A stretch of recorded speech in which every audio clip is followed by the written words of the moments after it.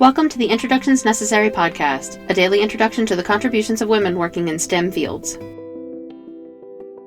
A visit to the New York Aquarium at age 9 inspired Eugenie Clark, the shark lady, to become a marine biologist.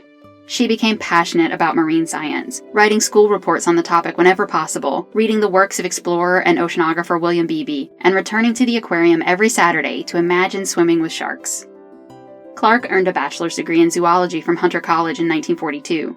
She applied to Columbia University for graduate school, but fearing that she would eventually leave her scientific career in order to focus on raising children, Columbia rejected her.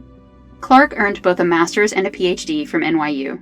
She conducted research at the Scripps Institution of Oceanography and many other laboratories. At Scripps, female researchers were barred from going on overnight trips or to the Galapagos Islands, limiting the scope of their work compared to their male colleagues. After her PhD, she worked for the Office of Naval Research in Micronesia, and then received a Fulbright scholarship to study on the Red Sea coast of Egypt. She wrote about these experiences in her book, Lady with the Spear.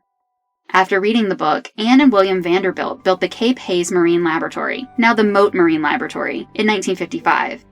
It was here that Clark conducted a number of behavioral, reproductive, and anatomical experiments on sharks. As her findings were published, requests for further study began to pour into the lab. Over her career, she studied whale sharks, great whites, sleeping sharks, barracuda, giant squid, species of Tetraodontiformes including pufferfish, and many others. Despite worries that she would quit her career to have children, Clark worked for 7 decades and raised 4 children. Her last dive was at age 92, shortly before her death from lung cancer in 2015. Clark was an avid proponent of marine conservation, and much of her work was focused on sharks and dispelling the public's fears about them. One of her National Geographic stories was titled Sharks, Magnificent and Misunderstood. Several fish species were named for her, and in 2022, the United States Postal Service created a forever stamp in honor of the Shark Lady.